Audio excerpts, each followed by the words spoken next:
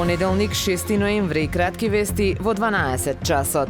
Од денеска треба да започне најавената ревизија за евентуалното раскинување на договорот со кинески Синохидро за изградба на автопатот Охрид-Кичево, кој се гради речиси 10 години. Ке се проверува фактичката состојба на терен, а ревизијата треба да констатира евентуални пропусти и отсуство на геотехнички и геомеханички испитувања на земјиштето. Од кинески Синохидро за денес побарале итна средба со премиерот Димитар Ковачевски.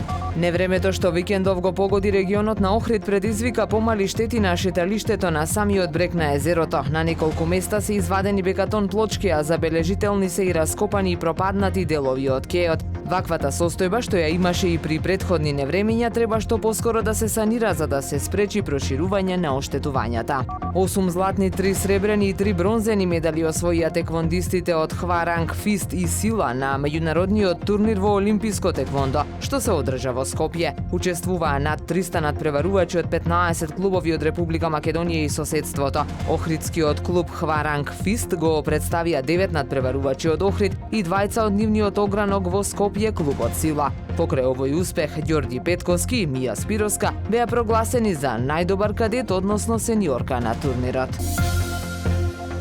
Времето денес сончево со мала до умерена облачност, дува слаб до умерен, повремено засилен југозападен ветер, максималната температура во Охрид до 18 степени. Повеќе информации на ohridpress.com.mk.